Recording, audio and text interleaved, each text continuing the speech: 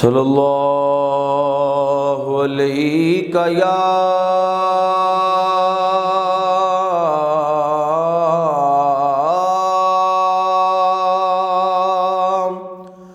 یا رسول اللہ وسلم علیکہ یا حبیب اللہ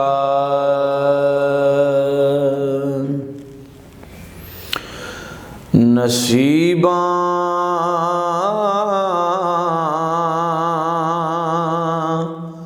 والیاں نو یار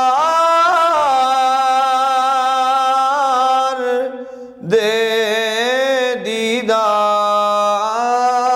ہندے نے نصیباں والیاں نو یار دے دیدار ہندے نے کرم کر دے نے او جس ویلے تے بیڑے پار ہندے نے کرم کر دے نے جس ویلے تے بیڑے پار ہندے نے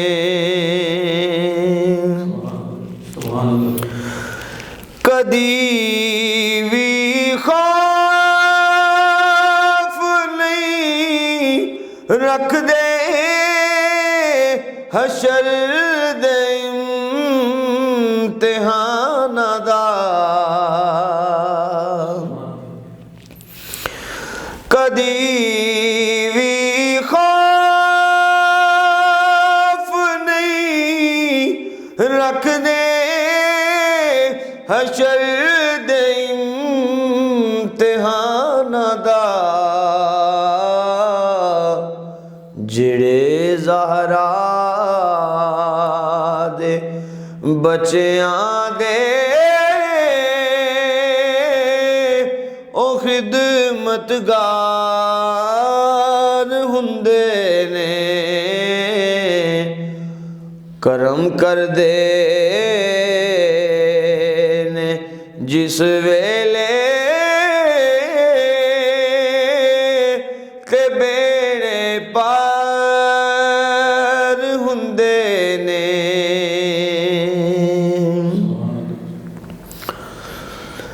حسین ابن علی دسیا لٹا کے گردگر سارا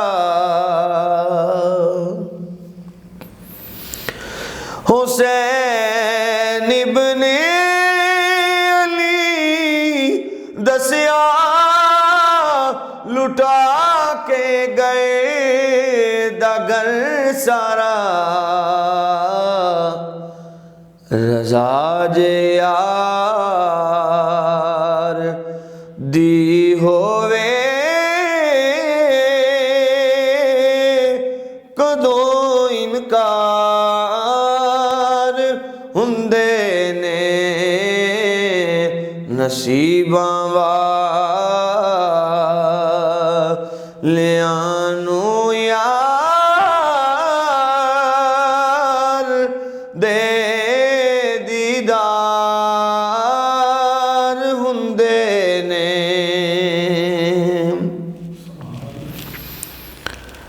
جا پوچھ موسیٰ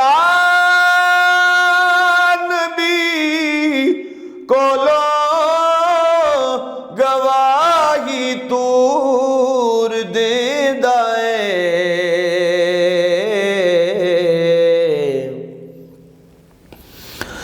جا پوچھ موسیٰ نبی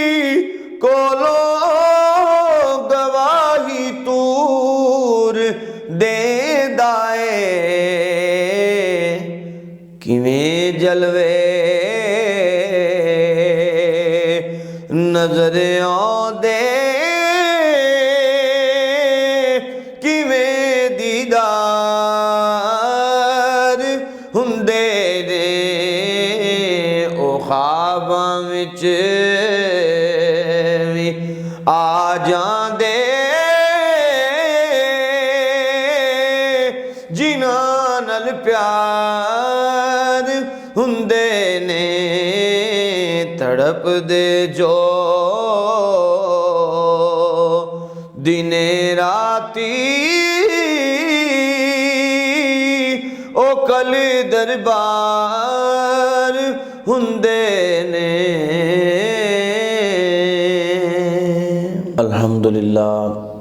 الحمدللہ رب العالمین والعاقبۃ للمتقین والصلاة والسلام علی سید الانبیاء والمرسلین وعلی آلہ واصحابہ واولیاء امتہ وعلماء ملتہ اہل سنتہ اجمعین۔ قال اللہ تبارک و تعالی فی القرآن المجید والفرقان الحمید۔ اعوذ باللہ من الشیطان الرجیم، بسم اللہ الرحمن الرحیم۔ الف لام میم ذالک الکتاب لا ریب فیہ ھدی للمتقین۔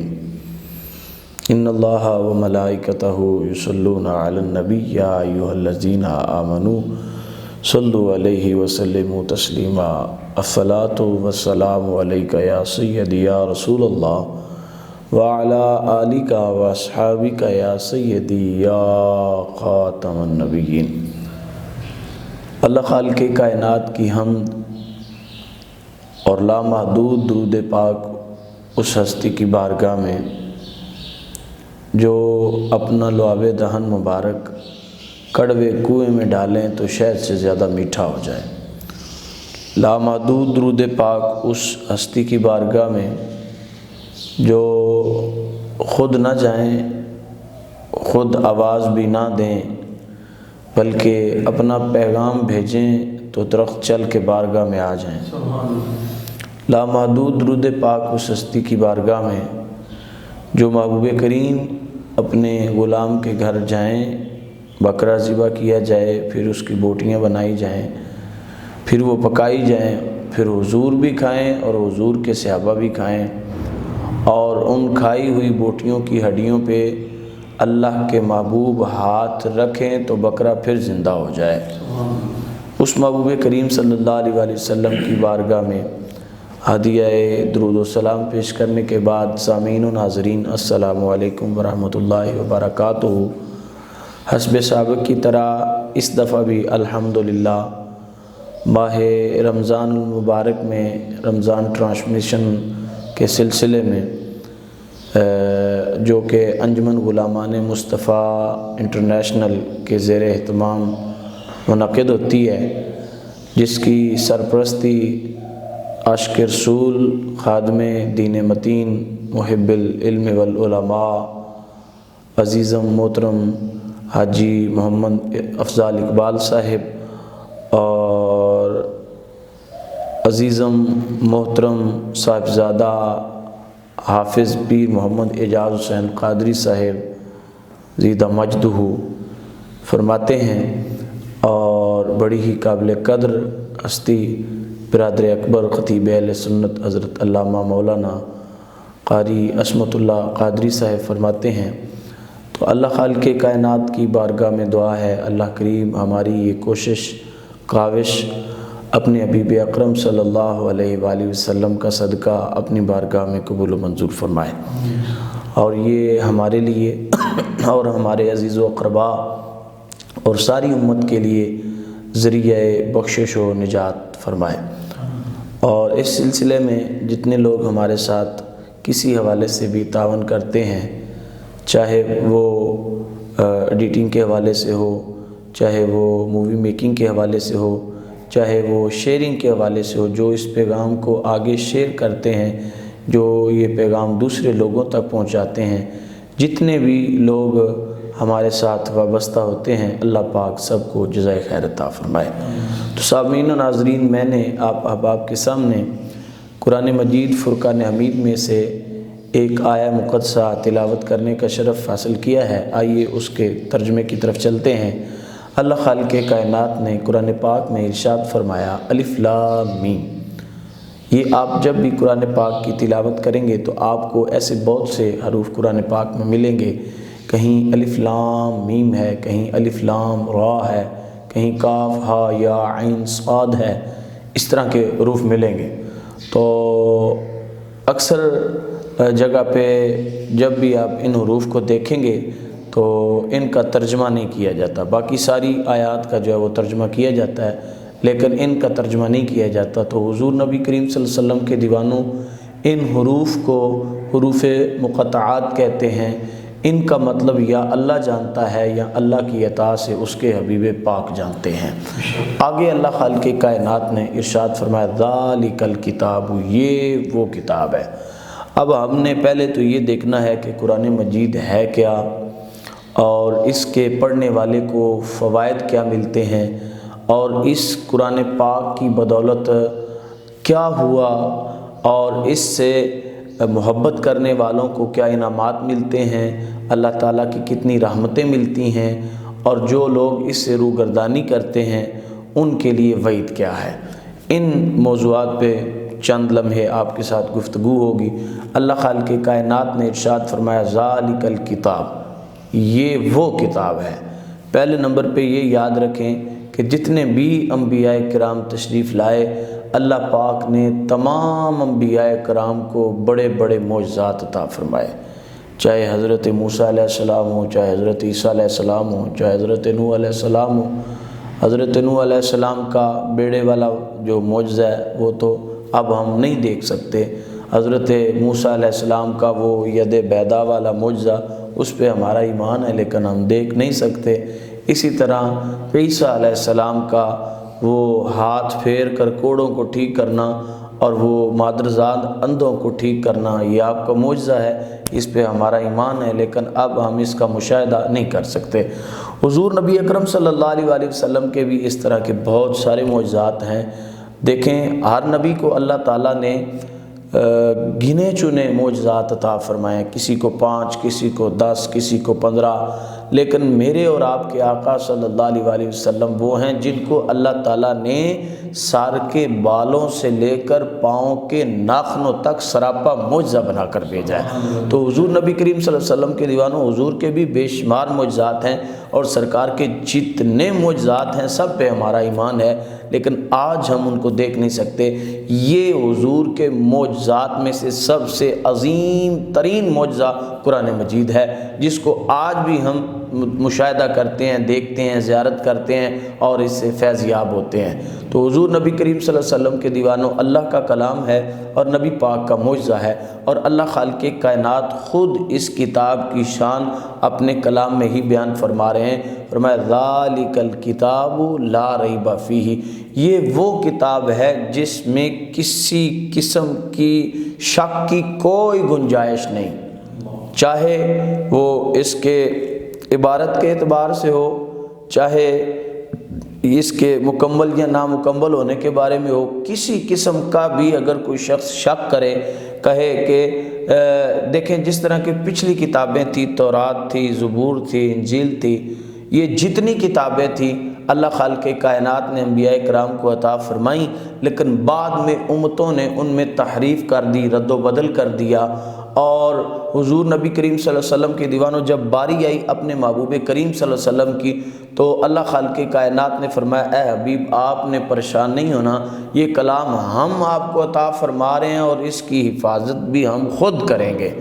تو اللہ خالق کائنات خود اس کلام کی حفاظت کرنے والا ہے، جس کی وجہ سے آج یہ کلام جس طرح حضور نبی اکرم صلی اللہ علیہ وآلہ وسلم پر اترا اسی طرح آج ہمارے ہاتھوں میں موجود ہے۔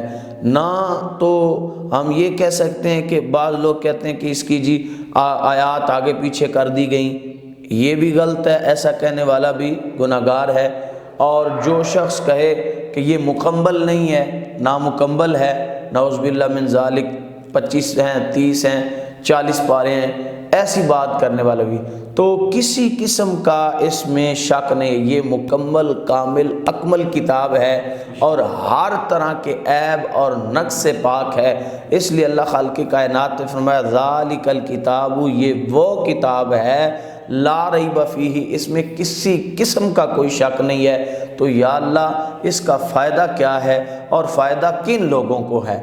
اب یہ دیکھنا ہے، اگر کوئی ہندو ہے تو وہ ساری رات قرآن بیٹھ کے پڑھتا رہے اسے فائدہ نہیں ہوگا، اگر کوئی عیسائی ہے ساری رات قرآن پڑھتا رہے فائدہ نہیں ہوگا، اگر کوئی یہودی ہے ساری رات پڑھتا رہے اسے کوئی فائدہ نہیں ہوگا، لیکن حضور نبی کریم صلی اللہ علیہ وآلہ وسلم کے دیوانوں فائدہ اس شخص کو ہوگا جس کے سینے میں محبت مصطفیٰ ہوگی اور ہاتھ میں دامن مصطفیٰ ہوگا، اور وہ شخص جس میں اللہ پاک نے جسے تقوی کی دولت عطا فرمائی ہوگی۔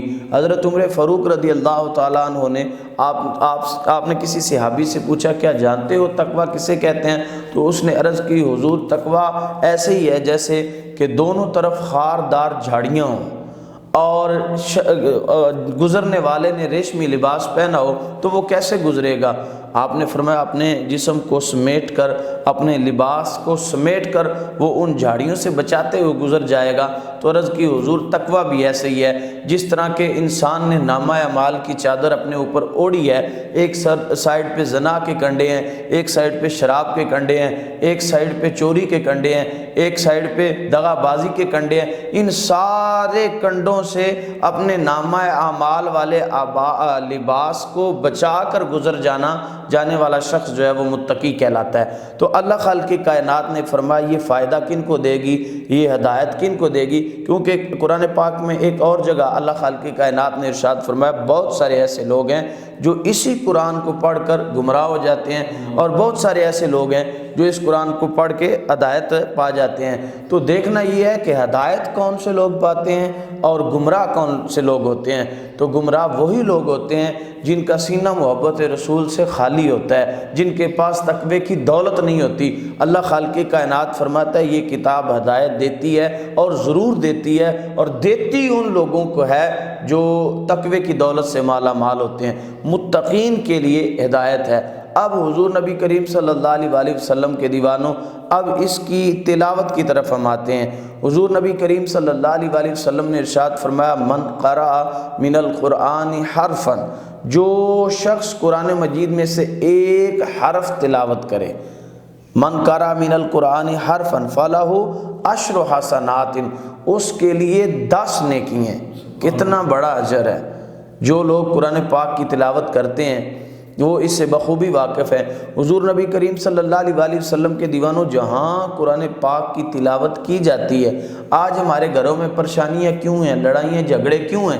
کیونکہ ہم نے قرآن پاک کو صرف دھم کرنے کے لیے رکھ لی ہے، بیٹیوں کو رخصت کرتے وقت سار پہ رکھنے کے لیے رکھ لی ہے، اور اگر کسی کی جان نہ نکل رہی ہو تو اس کے پاس سورہ یاسین کی تلاوت کے لیے رکھ لی ہے، حالانکہ یہ تو اس کے اضافی فوائد ہیں۔ اصل کس لیے اللہ تعالیٰ نے قرآن پاک نازل کیا؟ اصل اس لیے کیا تاکہ لوگ اس سے ہدایت حاصل کریں۔ وہ تو کام ہم کرتے ہی نہیں۔ ہم آج آپ غور کریں ہمارے پاس کتنا ٹائم ہے، سکول کے لیے ہم خود صبح اپنے بچوں کو تیار بھی کرتے ہیں، ان کو پیسے بھی دیتے ہیں، خود سکول چھوڑ کے بھی آتے ہیں، اور پھر واپسی پہ سکول سے لے کر بھی آتے ہیں، اور اگر کوئی بچہ پاس ہو جائے، اچھے نمبر لے، تو اسے انعام بھی دیا جاتا ہے، اپریشیٹ کیا جاتا ہے۔ اگر توجہ کریں دیکھیں تو ہم یہی قرآن پاک کے ساتھ کتنی محبت کر رہے ہیں۔ کتنے والدین ہیں جو صبح اپنے بچوں کو قرآن پاک کے لیے مسجد چھوڑ کے آتے ہیں، مسجد سے لے کر آتے ہیں۔ اگر کوئی بچہ قرآن پاک مکمل کرتا ہے یا قرآن پاک حفظ کرتا ہے تو اس کے والدین اس کو کیا انعام دیتے ہیں۔ تو یہ ساری باتیں اگر ہم غور کریں تو ہماری زیادہ محبت دنیاوی تعلیم کے ساتھ ہے اور دینی تعلیم کے ساتھ بہت کم لگاؤ ہے، بہت کم محبت ہے۔ حضور نبی کریم صلی اللہ علیہ وآلہ وسلم کے دیوانوں، اس کی بنسبت جو دینی تعلیم ہے وہ دنیاوی تعلیم تو صرف دنیا میں کام آئے گی، لیکن دینی تعلیم جو ہے وہ دنیا میں بھی کام آئے گی، آخرت میں بھی کام آئے گی۔ اور پھر جہاں قرآن ہوگا اور قرآن کی تلاوت کرنے والا ہوگا وہاں اللہ تعالیٰ کی رحمتوں کا نزول ہوگا۔ اس حوالے سے ایک روایت میں آپ کے سامنے رکھتا ہوں۔ حضور کے ایک صحابی ہیں، نام ہے حضرت اسید رضی اللہ تعالیٰ عنہ۔ آپ فرماتے ہیں میں ایک دن اپنے گھر میں بیٹھا تلاوت کر رہا ہوں تو مجھے آواز آئی، تو میں نے اپنے کمرے سے نکل کر دیکھا باہر میری سواری باندھی ہوئی تھی، گھوڑا باندھا ہوا تھا، وہ سہم گیا، ڈر گیا، اور اس کے ڈرنے کی وجہ سے آواز پیدا ہوئی، بدک گیا۔ تو باہر نکل کے دیکھا، دائیں بائیں دیکھا، کوئی چیز نظر نہیں آئی۔ میں واپس آ گیا، آگے پھر تلاوت کرنا شروع کر دی۔ تھوڑی دیر بعد پھر جو ہے وہ آوازیں آئیں، تو میں باہر نکلا، دیکھا، پھر کوئی چیز نظر نہیں آئی۔ فرماتے ہیں تیسری دفعہ پھر جب آواز آئی تو میں نے دیکھا میرا چھوٹا سا بچہ ہے باہر لیٹا ہوا ہے ساتھ ہی، تو مجھے خوف پیدا ہوا کہیں یہ میرے بچے کو کچل نہ دے۔ تو فرماتے ہیں میں جلدی سے باہر نکلا، دائیں دیکھا، بائیں دیکھا، آگے پیچھے دیکھا، کوئی چیز نظر نہیں آئی۔ فرماتے ہیں میں نے اچانک آسمان کی طرف دیکھا تو مجھے نور کی لائٹیں بلند ہوتی نظر آئی ہیں۔ میں حضور نبی کریم صلی اللہ علیہ وآلہ وسلم کی بارگاہ میں حاضر ہوا، عرض کی یا رسول اللہ عجیب معاملہ رات کو دیکھنے کو آیا۔ حضور نے فرمایا میرے غلام کیا دیکھا ہے؟ عرض کرتے ہیں یا رسول اللہ میں قرآن پاک کی تلاوت کر رہا تھا اور جس طرح واقعہ ہوا سارا حضور کی بارگاہ میں بیان کر دیا۔ تو حضور نبی کریم صلی اللہ علیہ وآلہ وسلم نے فرمایا اے اسید اگر تو تلاوت کرتا رہتا تو وہ فرشتے جو تم نے دیکھے ہیں صبح لوگوں نے بھی دیکھ لینے تھے۔ تو حضور نبی کریم صلی اللہ علیہ وسلم کے دیوانوں اس روایت سے یہ ثابت ہوتا ہے کہ جہاں قرآن پاک کی تلاوت کی جاتی ہے وہاں رب کی رحمت والے فرشتوں کا نزول ہوتا ہے، لیکن وہ وہاں ہوتا ہے جہاں قرآن پاک پڑھا جائے۔ اب پڑھنے کی طرف آ جائیں تو ہمارے بہت سارے ایسے لوگ ہیں جن کو قرآن پاک پڑھنے ہی نہیں آتا، اور اگر پڑھنا نہ آئے تو بندے کو چاہیے کہ کسی اچھے قاری صاحب سے جو قرآن پاک خوبصورت پڑھتے ہیں ان سے اس کی تعلیم حاصل کرے، تجوید و قرات کے ساتھ قرآن پاک پڑھے۔ یاد رکھیں جو شخص صحیح قرآن پاک نہیں پڑھتا اس کے لیے بھی بڑی وعیدیں آئی ہیں۔ حضور نبی کریم صلی اللہ علیہ وآلہ وسلم کا ہی فرمان ہے، حضور فرماتے ہیں رب قاری للقرآن والقرآن یلعن۔ بہت سارے قرآن لوگ تو سمجھتے ہیں ہم ثواب حاصل کر رہے ہیں، ہم قرآن پاک پڑھ رہے ہیں، لیکن یہ نہیں پتہ کہ قرآن الٹا ان پہ لعنت کرتا ہے۔ اب قرآن کن لوگوں پہ لعنت کرتا ہے؟ قرآن ان لوگوں پر لعنت کرتا ہے جو قرآن پاک کو صحیح نہیں پڑھتے، صحیح تلفظ کے ساتھ قرآن پاک کی تلاوت نہیں کرتے۔ مثال کے طور پہ قرآن پاک کی سورہ مبارکہ مختصر اور مفہوم کے اعتبار سے بہت جامع سورہ اخلاص کے اندر اللہ خالق کائنات فرماتا ہے پیارے حبیب آپ فرما دیں قل هو اللہ احد، آپ فرما دیں اللہ ایک ہے۔ اب یہاں اگر آپ غور کریں تو لفظ قل جو ہے یہ دو نقطوں والے قاف کے ساتھ قرآن پاک میں تحریر ہے، اور جب ہم اس کی تلاوت کریں گے تو ہم پڑھیں گے قل هو اللہ احد۔ اگر دو نقطوں والے قاف کے ساتھ ہم پڑھیں گے تو اس کا مطلب ہوگا کہ اے پیارے حبیب آپ فرما دیں اللہ ایک ہے، اور اگر یہی لفظ جو ہے ہم باریک قاف کے ساتھ قل هو اللہ احد پڑھیں گے تو اس کا معنی ہو جائے گا کھا لو اللہ ایک ہے۔ تو دیکھیں پڑھنے والے کو جو بندہ سمجھ کے نہیں پڑھ رہا اس کے لیے تو دونوں لفظ ایک جیسے ہیں، لیکن جو شخص سمجھ کے پڑھ رہا ہے اسے پتہ ہوگا کہ صحیح ادائیگی کس طرح ہے، اور اس طرح ادا کرنے سے لفظ غلط ہو جاتا ہے۔ جب قل کہیں گے تو معنی ہوگا کہ آپ اے پیارے حبیب آپ فرما دیں اللہ ایک ہے، اور جب باریک کاف کے ساتھ پڑھیں گے تو اس کا مطلب ہوگا کہ کھا لو اللہ ایک ہے۔ دیکھیں معنی میں کتنی تبدیلی آ جاتی ہے اگر حروف کو ان کے مخارج سے صحیح طریقے سے ادا نہ کیا جائے۔ تو محبوب کریم صلی اللہ علیہ وآلہ وسلم نے فرمایا بہت سارے قرآن پاک پڑھنے والے ایسے ہیں کہ قرآن الٹا ان پہ لعنت کرتا ہے۔ تو لہذا ہمیں چاہیے کہ قرآن پاک کی صحیح تعلیم حاصل کریں اور قرآن پاک کو صحیح پڑھیں، اور پھر قرآن پاک کو سمجھیں کہ قرآن پاک ہم سے کیا کہتا ہے، اللہ خالق کائنات اپنے بندوں سے کیا بات کرنا چاہتا ہے۔ مولا کائنات حضرت علی کرم اللہ وجہ الکریم آپ فرماتے ہیں کہ جب میرا دل کرتا کہ میں اللہ تعالیٰ سے کلام کروں تو فرماتے ہیں پھر میں نماز پڑھنا شروع کر دیتا ہوں، اور جب میرا دل کرتا ہے کہ میرا رب مجھ سے کلام کرے تو پھر میں قرآن پاک کی تلاوت کرنا شروع کر دیتا ہوں۔ تو حضور نبی کریم صلی اللہ علیہ وسلم کے دیوانوں، یہ تو تب ہی پتہ چلے گا نا کہ ہمارا رب ہم سے کیا فرمانا چاہ رہا ہے، ہمارا رب ہم سے کیا خطاب فرما رہا ہے، جب ہم قرآن پاک کو صحیح پڑھیں گے اور سمجھ کر پڑھیں گے۔ اور پھر جن لوگوں کو اللہ تعالیٰ نے خوبصورت آواز کا تحفہ عطا فرمایا ہے، انعام عطا فرمایا ہے، ان کے بارے میں نبی پاک صلی اللہ علیہ وآلہ وسلم کا فرمان موجود ہے۔ حضور نے فرمایا لِكُلِّ شَيْءٍ حِلْيَةٌ، ہر شے کا کوئی نہ کوئی زیور ہوتا ہے، ہر چیز کی ہر شے کا کوئی نہ کوئی زیور ہے۔ اور فرمایا حلیۃ القرآن حسن الصوت، اور قرآن پاک کا زیور خوبصورت آواز ہے۔ اور پھر فرمایا زین القرآن باصواتکم، تم اپنی آوازوں سے قرآن پاک کے حسن میں اضافہ کرو، قرآن پاک کو سجاؤ اپنی خوبصورت آوازوں کے ساتھ۔ یہ جو لوگ گانے گاتے ہیں اور غلط کلام جو ہے وہ پڑھتے ہیں، کتنا ہی اچھا ہو کہ اگر وہ اپنی اس خوبصورت آواز سے قرآن پاک کی تلاوت کریں۔ اللہ خالق کائنات اپنے حبیب اکرم صلی اللہ علیہ وآلہ وسلم کا صدقہ ہمیں صحیح طریقے سے قرآن پاک تلفظ کے ساتھ، تجوید کے قواعد و ضوابط کے ساتھ پڑھنے کی اور پھر اس پر عمل کرنے کی توفیق عطا فرمائے۔ وما علینا الا البلاغ المبین۔ السلام علیکم ورحمۃ اللہ وبرکاتہ۔